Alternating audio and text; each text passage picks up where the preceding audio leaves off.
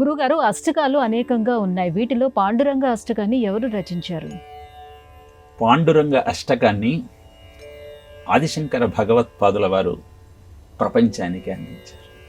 మహాయోగి పీఠే తటే భీమరథ్యాం వరం పుండరీకాయ దాతుం మునీంద్రై సమాగత్య తిష్టంతమానందకందం పరబ్రహ్మలింగం భజే పాండురంగం అన్న శ్లోకంతో అద్భుతమైన పాండురంగ అష్టకం ప్రారంభమవుతుంది. తటిత్వాసస నీలమేఘాభవాస రమామందిరం సుందరం చిత్ప్రకాశం అంటూ పాండురంగడి యొక్క అద్భుతమైన దివ్యమంగళ విగ్రహాన్ని ఆ స్తోత్రంలో కీర్తిస్తూ ఉంటాడు. నిజానికి పాండురంగ అన్న శబ్దం యొక్క అర్థాన్ని మనం పరిశీలిస్తే, పాండు అంటే తెల్లని, వర్ణ రంగ అంటే రంగు. తెల్లగా ఉన్నటువంటి పాండురంగణ్ణి కీర్తిస్తున్నాను. ఆశ్చర్యం వేస్తుంది.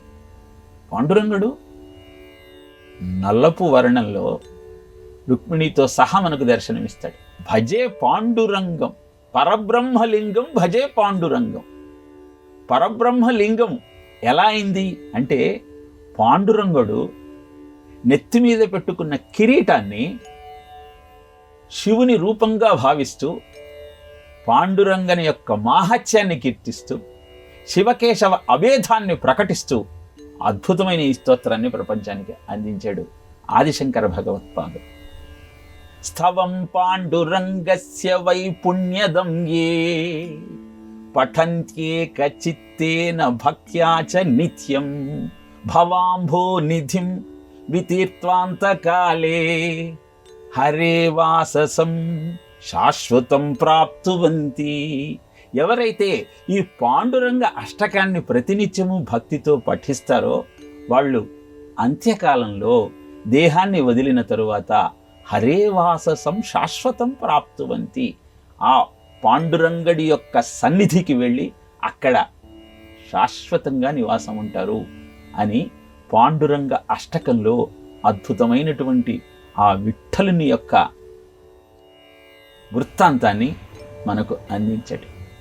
విఠల అనే శబ్దం ఎలా వచ్చింది అంటే, విష్ణు అని అంటున్న సమయంలో అదే విఠగా మారి లా అన్నది అద్భుతమైన దైవీతత్వాన్ని తెలియజేసేటువంటి విషయంగా ప్రకటిస్తూ విఠల అని విష్ణుతత్వాన్ని నిర్వచించడం జరిగింది అని పెద్దలు చెబుతూ ఉంటారు. ఏదేమైనా అద్భుతమైన పాండురంగణ్ణి ఆరాధిస్తూ జీవితాన్ని సక్రమమైన దిశలో ముందుకు నడిపించుకునే ప్రయత్నం చేద్దాం. ఏ పుణ్యక్షేత్రమైనా అక్కడ ఉన్నటువంటి అధిదేవుని యొక్క పేరుతో పిలువబడుతుంది. వెంకటేశ్వరుడు ఉన్నాడు కాబట్టి వెంకటాచలం. కానీ పండరీపురము అని ఆ స్వామి ఉన్నటువంటి క్షేత్రానికి పేరెందుకు వచ్చింది అంటే, తన భక్తుడైనటువంటి పుండరీకుడి కోరిక మేరకు అక్కడ వెలిశాడు కనుక స్వామి తన భక్తవత్సలతను ప్రకటిస్తూ అక్కడ పాండురంగడుగా వెలిసాడు. పండరీపురం అని ఆ క్షేత్రానికి పేరు వచ్చింది.